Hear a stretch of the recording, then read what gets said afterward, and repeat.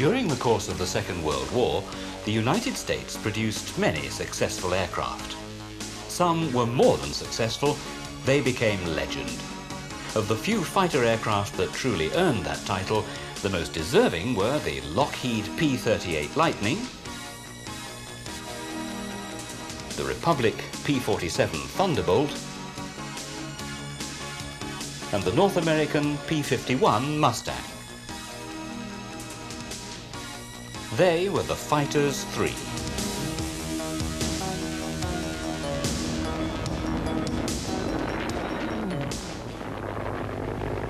Designed in 1937, the Lightning's unusual layout was largely due to a desire to accommodate two engines in the most streamlined shape. Two engines were obligatory, as the power required by the original specifications couldn't be obtained by a single engine at that time.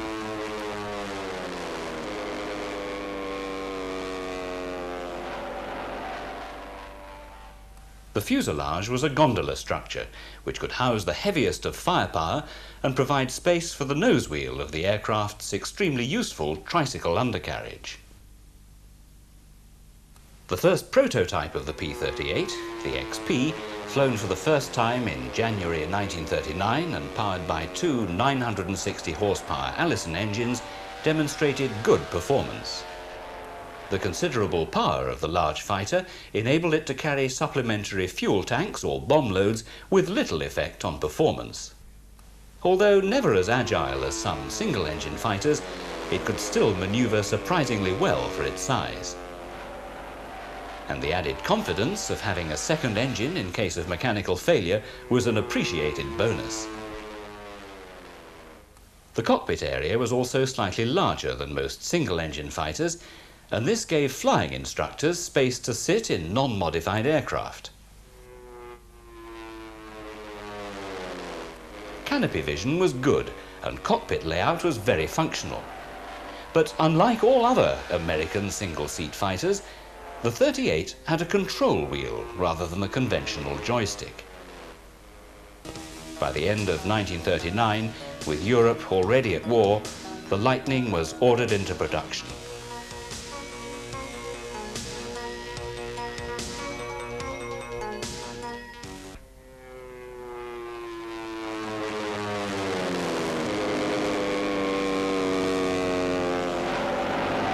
Like many later US fighters, the power of the 38's twin engines was enhanced greatly by turbo superchargers. Their air intakes are shown here behind each engine. By mid-1942, America was into the war, and 38s, based in Iceland, got their first Luftwaffe kill. Convoys from the US to Britain were under constant U-boat threat, but also of aerial attack. Long-range FW-200 four-engined Condor bombers combed the Atlantic, raiding maritime convoys almost at will. Condors were one of the few German designs that had the long range required for this job, and they did it well.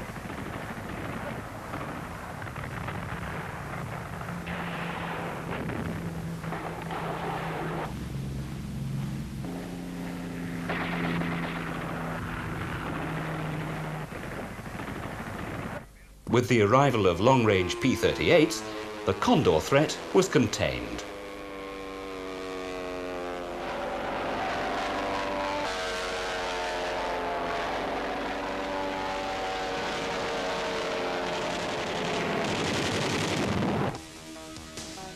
.38s were also employed early in the war, working from Dutch Harbour in the Aleutians. Considered as a logical stepping stone to continental USA, this inhospitable area was patrolled by the Army Air Force, who had to survive in the harsh weather and terrain.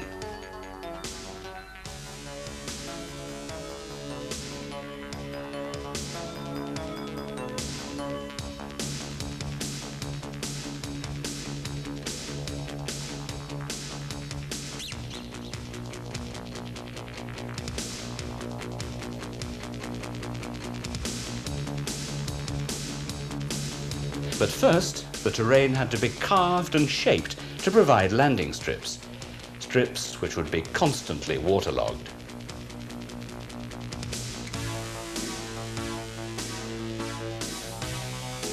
To combat the water problem, tons of steel track were laid by hundreds of troops.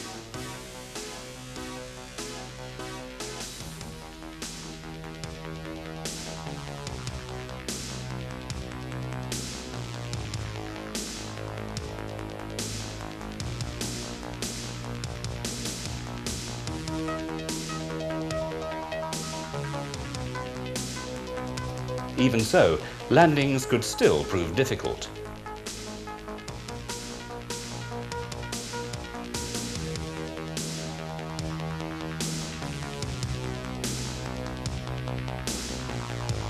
And difficult could sometimes become deadly.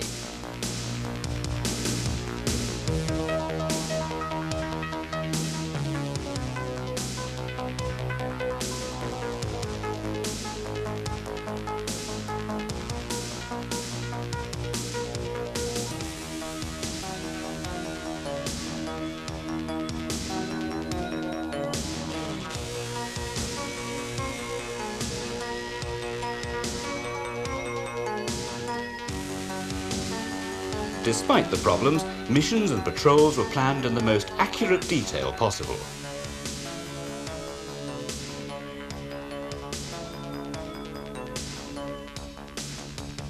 Here, Lightning pilots prepare for a bomber escort mission, with the knowledge that if they're downed in the freezing sea, they have little chance of survival.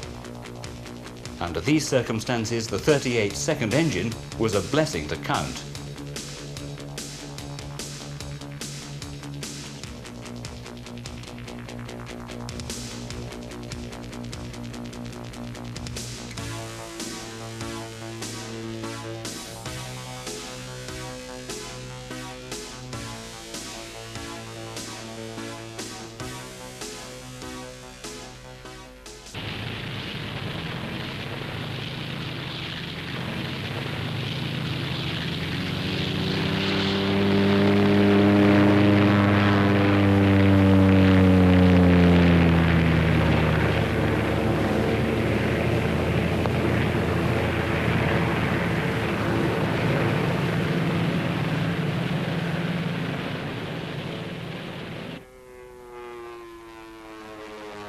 The Lightning's range also enabled it to fly the Atlantic to bases in England.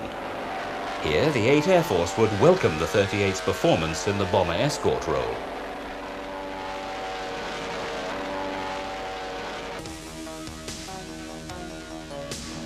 B-17s and B-24s had been considered sufficiently heavily armed to be able to provide their own protection during hazardous daylight raids over Germany.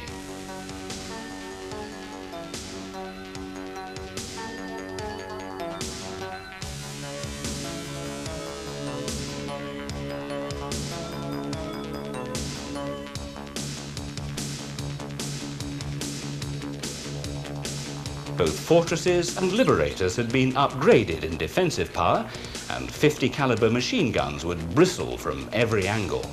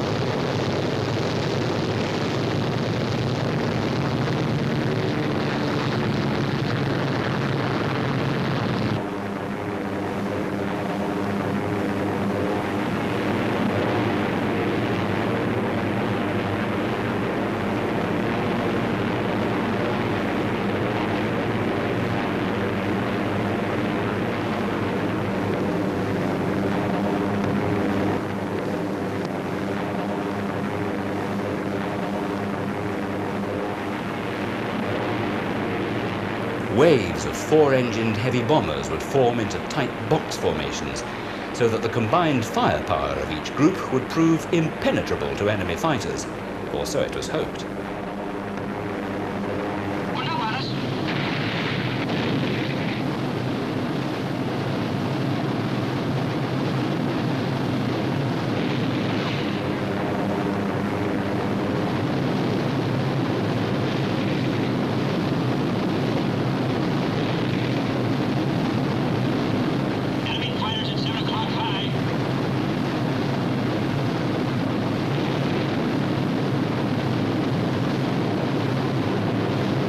When the enemy fighters did arrive, many broke through, and American losses grew to staggering proportions.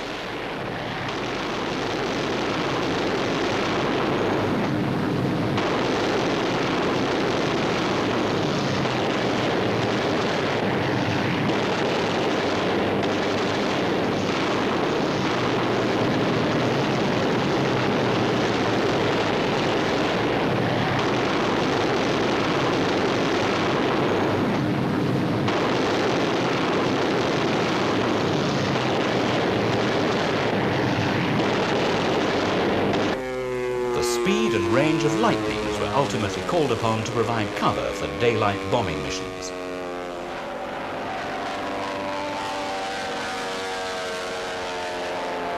A fork-tailed devil, as German crew referred to the 38, proved a capable defender of heavy bombers until long-range Mustangs and Thunderbolts were available.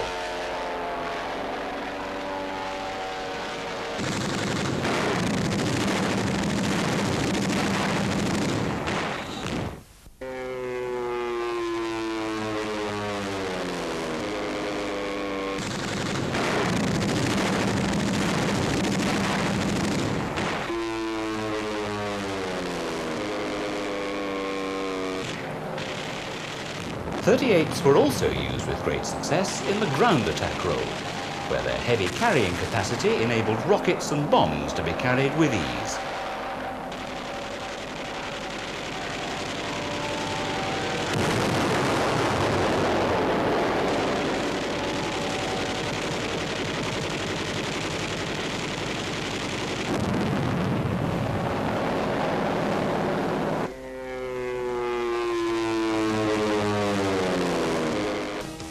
Another use the Lightning found was for reconnaissance.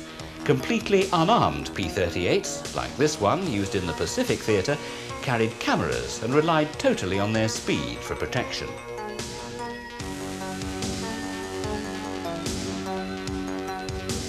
The large cameras are clearly visible here as the film is being removed to be taken to a field laboratory for developing.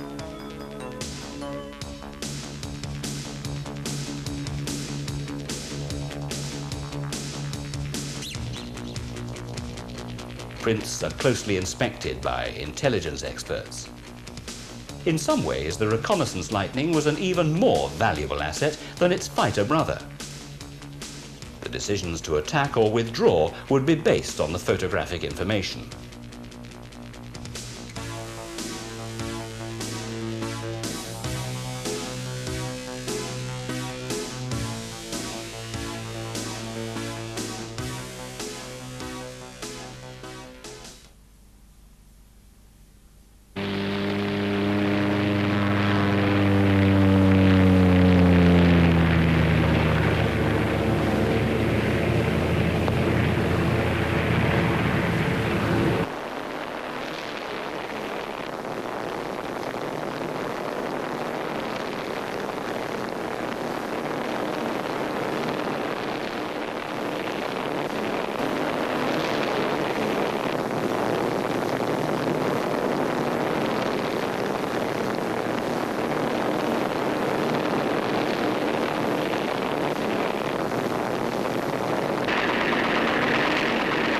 Here, a recently identified Japanese airbase is about to be attacked, and the tracer bullets say it all.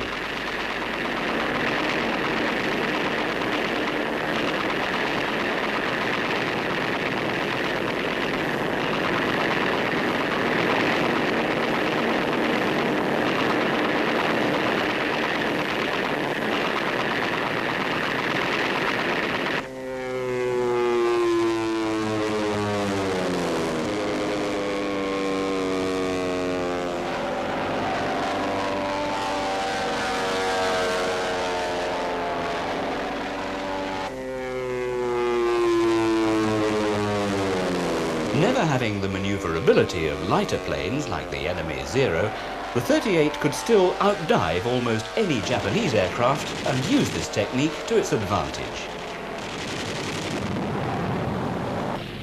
A master of this approach was the all-time highest scoring American ace, Major Dick Bong.